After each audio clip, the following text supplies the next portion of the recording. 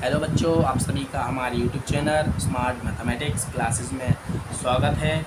हमारे YouTube channel पर हम क्लास 6, 7, 8, 9 एंड 10, 11 एंड 12 का जो हमारा NCERT बुक का सिलेबस है, पूरा सिलेबस आपको फ्री में दे रहे हैं।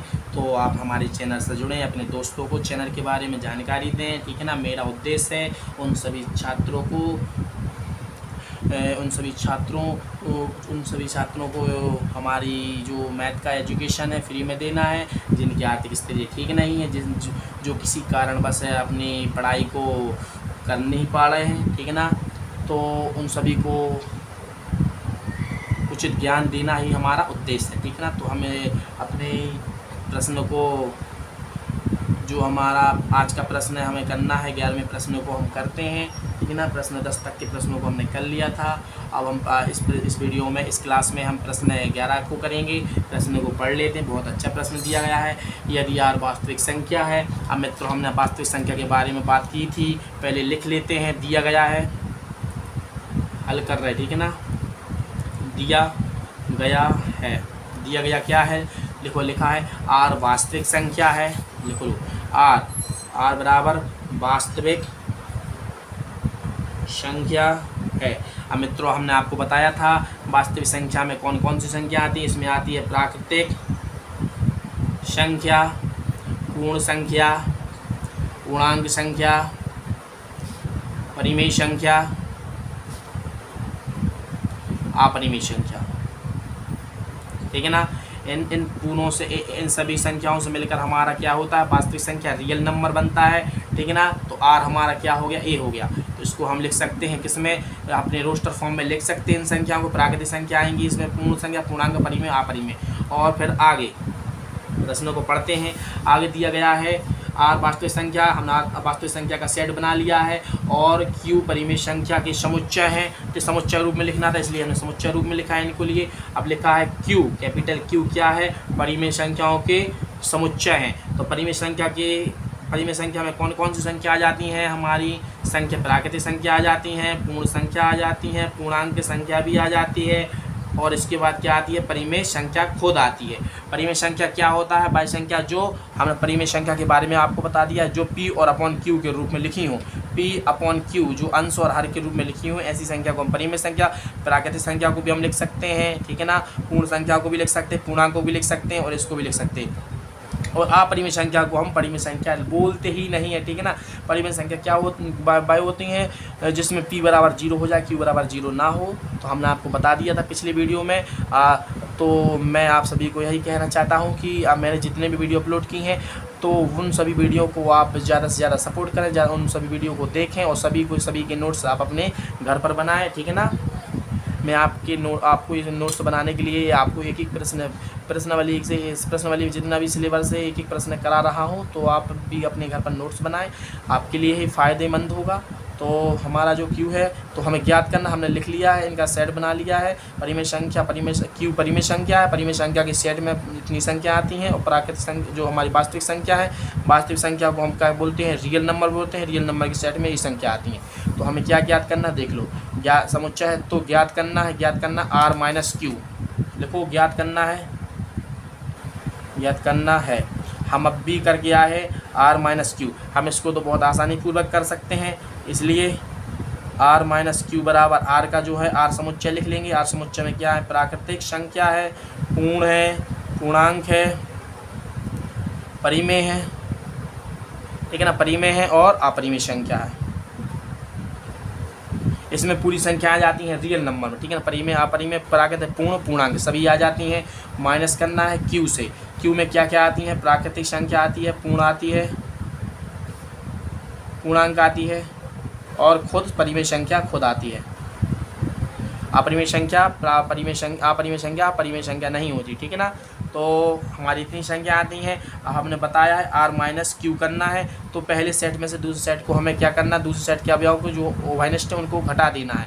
तो प्राकृतिक संख्या हमारे यहाँ भी है, यहाँ पर भी है, तो इसमें हम अपने पहले सेट से काट देंगे। पूर्ण संख्या यहाँ पर भी है, यहाँ पर भी है, इसलिए इसको भी काट देंगे। पूर्णांक भी है तो इसको भी काट देंगे। परिमेय संख्या खुद है तो इसको भी काट देंगे। तो हमारी सेट में क्या बच गई है, अपरिमेय संख्या। ठीक है ना, अपरिमेय संख्या, यही हमारा क्या होगा, आंसर होगा। तो अपरिमेय संख्याओं का जो समुच्चय है यही हमारा आंसर होगा। इसके बाद हमारा प्रश्न 11 हो गया है। इसके बाद हम बात करते हैं प्रश्न 12 की।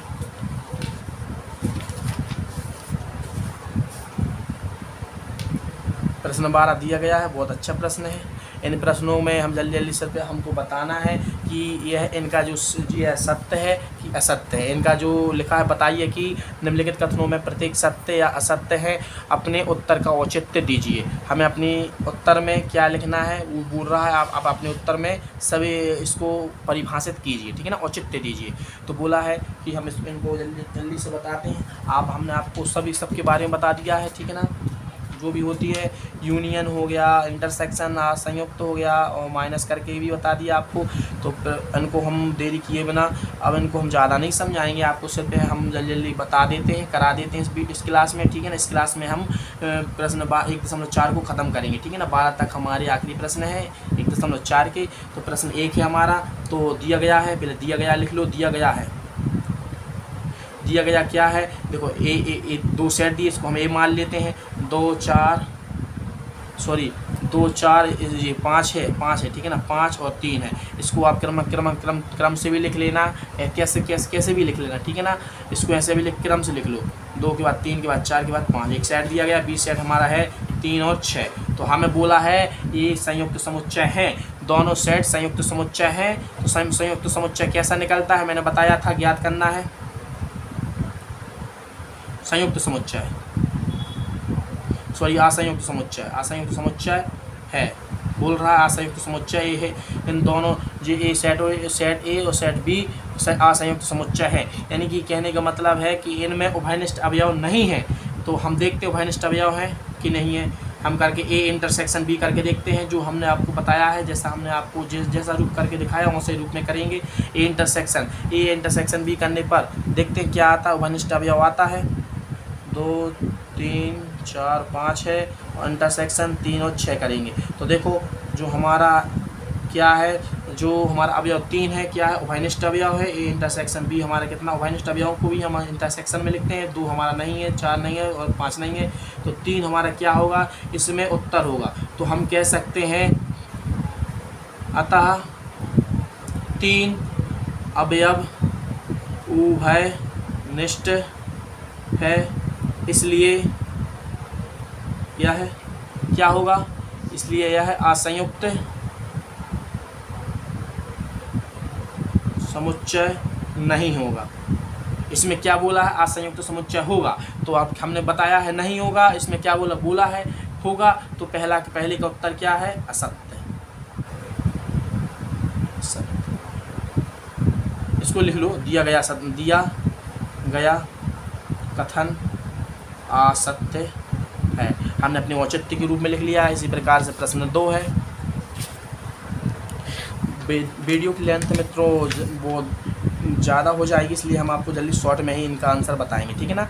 अब आप समझते हैं, हम अपने शॉर्ट में करा रहे हैं। हमारे एक सेट है, इसको हम दूसरा कर रहे हैं। बी ए हमारा एक सेट है, इसको लिख लेते हैं। क्या दिया गया सेट में, AEIOU हमारी क्या है, स्वर है। एक सेट बी दिया गया है, ABCD। तो मित्रों हमने बताया इसमें भी बोल रहा है असंयुक्त समुच्चय है। हमें मालूम है, उत्तर लिख ले, डायरेक्ट उत्तर लिख रहे हैं, ठीक है ना, डायरेक्ट हम उत्तर लिख रहे हैं। असंयुक्त समुच्चय में क्या होता है, असंयुक्त समुच्चय में कोई भी अवयव उभयनिष्ठ नहीं होता है। तो इसमें देखो क्या क्या उभयनिष्ठ है, ए लिख लो उत्तर में, ए अवयव उभयनिष्ठ है, ए अवयव उभयनिष्ठ है, इसलिए यह असंयुक्त समुच्चय नहीं होगा।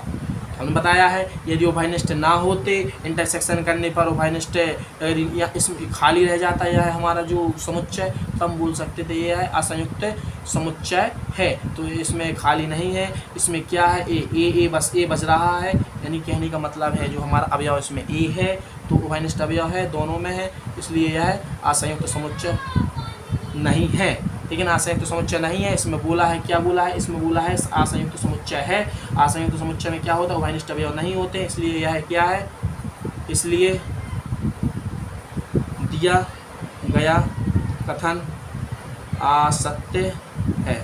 प्रश्न 3 है, इसलिए इसी प्रकार से प्रश्न 3 को करते हैं। प्रश्न 3 को पढ़ लो।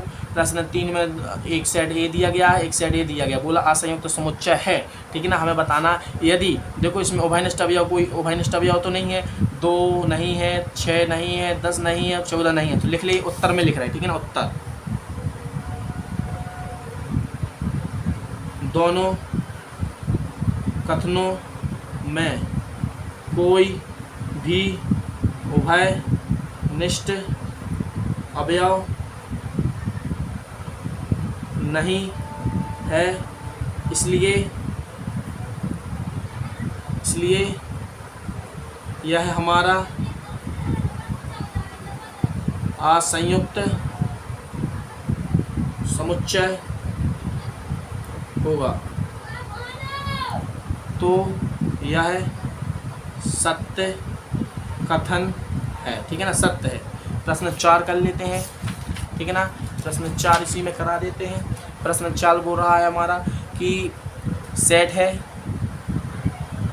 2, 6, 10 है और एक सेट बी दिया गया है 3, 7, 11। इनमें उभयनिष्ठ अवयव हम चेक कर लेते हैं, A union A intersection B करके देखते हैं। 2, 6 एंड 10 और इंटरसेक्शन 3, 7 और 11, ठीक है ना।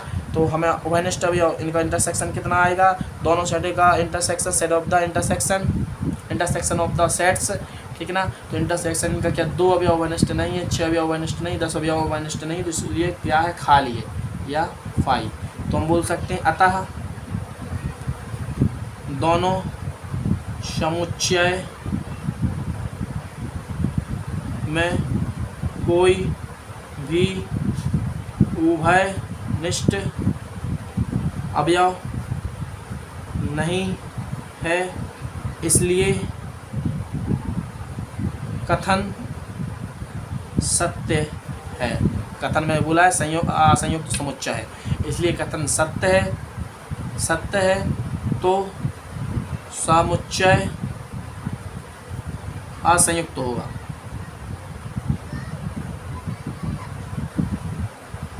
तो इस प्रश्न के साथ हम एक्सरसाइज 1.4 को ख़त्म कर रहे हैं। मिलते हैं एक्सरसाइज 1.5 में। तो तब तक के लिए जय हिंद, जय भारत।